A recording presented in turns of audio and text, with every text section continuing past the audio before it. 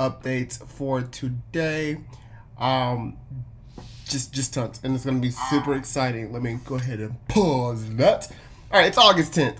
Happy August 10th, baby.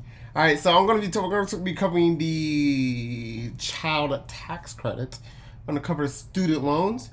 I'm going to cover the infrastructure bill. If you guys don't know about that, the infrastructure bill did pass about that. We're going to talk about 2 points in the infrastructure bill, which is the mileage tax and crypto reporting. So that's really what I'm going to touch on. And then towards the end of the discussion, we'll definitely jump into some questions. We're currently streaming on YouTube, we're on Twitch, we're on TikTok, we're on Instagram, and all that. All right, happy August 10th. Let's just jump right into it. So, about the child tax credit payment. So, the second round of these child tax credit payments will start hitting bank accounts on Friday the 13th. Boo! Boo! That's scary. That's scary. All right, so these second rounds of the child tax credit payments will start hitting bank accounts on Friday, August 13th. All right, so August 13th, this Friday, in a couple of days. If you did not receive your first child tax credit payment, this is that July payment, the IRS has came out and they admitted, they said, hey, look, we have some problems. We have some issues going on in our systems, and we are aware of those issues. We are addressing those issues, and we hope we do not have it again. The good news is that if you are eligible to receive those July payments, and for whatever reason you did not receive that July payment, the IRS is saying, hey, look, we're going to get you that July. You're going to get that July payment in full. We got you. You're going to get that July payment in full. Here's the thing, though. Instead of receiving that July payment, like all in one lump sum, like give it to me. Instead of receiving that July payment all in one lump sum, it's gonna be cut up like a pizza. It's gonna be cut up like a pizza in 5 slices, in 5 pieces, and then they're gonna give you a slice, a piece of that July payment every month, starting on August 13th, ending on December 15th. For example, let's say you had a July payment of $300 and you didn't receive that July payment. Well, the IRS is not going to outright give you that $300 just randomly. Instead, they're going to give you $60 each month for the next 5 months. 300 divided by 5 is $60. So you will see an additional $60 on top of your regular child tax credit payments. So that's how that's going to work for the child tax credit payments. Now, at the moment, if you had a pandemic baby in 2021, there is still not the option to add them in the portal. The moment that portal comes out to add your 2021 baby, I promise to let you know, the IRS is currently saying that, hey, it's going to be like late summer where you'll be able to add the birth of a child. Now, jumping into student loans. So the student loan moratorium has been extended through January 31st, 2022. What does this mean? This means that payments, you don't have to make payments. Payments and interest are paused for the next 6 months. So you don't have to make those student loan payments. Interest is not going to incur for the next 6 months. Meanwhile, you have people in Congress, you got people actually putting their foot on Biden. You see this foot? You see this foot? Y'all see this foot? Let me know if you can see my foot. You see this? You see the foot? All right. So imagine this right here. All right. Let me back up a little bit so Twitch can see it there. Imagine this right here. Right here. All right. That's what they doing. That's what they doing. There's people in Congress. There are y'all see it. Okay. Y'all see it. There are people in Congress. There are lawmakers putting their foot. I was struggling. There are people in Congress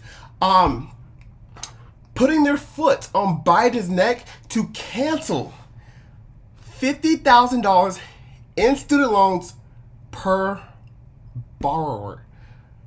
Right now, here's the thing about that, and this is kind of like where the debate and the discussion and the craziness goes on. They're like, hold on, dog. We got some people saying, yeah, it's a good idea.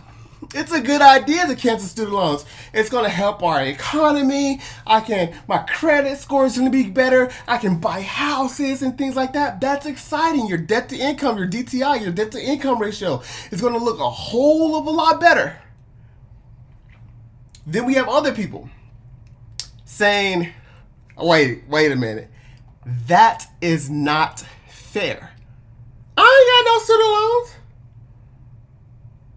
I got mortgage debt. I got credit card debt. It is not. You got other people saying that it is not fair for the people who do not have student loans, who are still struggling. You're just gonna help people out with that. So what do you guys think?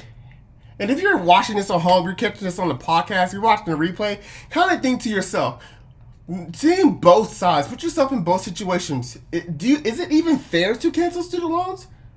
Should they cancel $50,000 of mortgage debt as well? Should they cancel $50,000 of credit card debt as well? Or hey, should they just give everyone $50,000?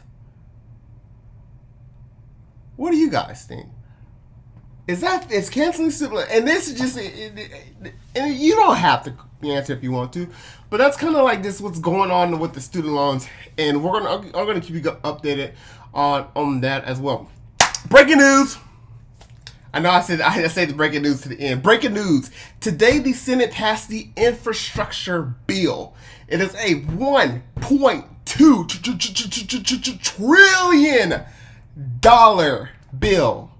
That is a lot of money. It's a $1.2 trillion infrastructure bill. There is no stimulus checks. There ain't no stimmy checks up in this thing. There's no stimulus checks in this $1.2 trillion infrastructure bill. But what it does include is something very interesting. Something super interesting. It includes something called a mileage tax pilot program. Okay, so what this pilot program is pretty much the government is asking for volunteers to test out a new program where they tax you based on the amount of miles that you drive. Based on the amount of miles that you drive. The purpose, and guys, there's a rumor going around. Everyone who's watching this, you are watching the correct thing. There's this rumor going around on social media like, oh, this is for everybody. Oh, it's going to be a new law. No. This mileage tax program is a pilot program. It is an experiment. It is not becoming law. It's just something that they're trying to test out to see if it's going to work or not. The purpose of this mileage tax program is to replace the current gas tax program. Okay, so you know the highways we be driving on and all the roads we be paying on. You know, we pay for those roads through taxes. One way we pay through our roads is something called a gas tax. So every time you get gas, you're taxed I believe 18.4 cents per gallon. That 18.4 cents or whatever it may be, don't quote me on that one. It goes to pay for highways and things like that. Every time you get gas. But here's a problem that's going to happen. Here's a problem that we're starting to have. There's starting to be more electric vehicles, right? Electric vehicles, they don't pay gas tax because they don't have gas. I mean, they don't take gas, right? So Congress is like, dude, we're going to start losing money. We're having the same amount of cars on the road, if not more cars on the road, damaging our road. But yet we're collecting less money because a lot of these vehicles are going electronic. So the reason why they want to try, this is just one reason why they want to do this mileage tax is, to capture that revenue from those electric cars. So they'll be asking for volunteers to test out this program where they're going to charge you for each mile that you drive. At the end of the program, they're going to give you that money back. So you're going to get the money back because it's just a test program. One question is how are they going to track the miles? Well, they're either going to use some type of GPS tracking device or a smart app from your phone Other states have tried similar programs, and they just like let you report, I believe, your odometer. Dang, why I really said odometer. All right, and then lastly, let's talk. I want to touch a little bit about crypto reporting. Also, what's included in this $1.2 trillion infrastructure bill is that new reporting for crypto brokers. So, the brokers is broadly defined, but if you guys trade stocks, typically at the end of the year, you get something at the end of the year called a 1099B if you trade stocks. The thing about crypto, you don't get that because it's all anonymous, right? We're all anonymous. You're not gonna know about us, right? So the IRS wants to beef that up, like, hey, dog, we gonna know about you. So they want brokers to start issuing 1099s like they do stocks, but it won't go in effect until 2024. So that's what's in the infrastructure bill. If you're just joining, I briefly, it's just August 10th. I covered the child tax credit payment, covered student loans, covered the infrastructure bill, we covered the mileage tax, and I also covered the crypto reporting. Next, I'm going to just jump into some questions.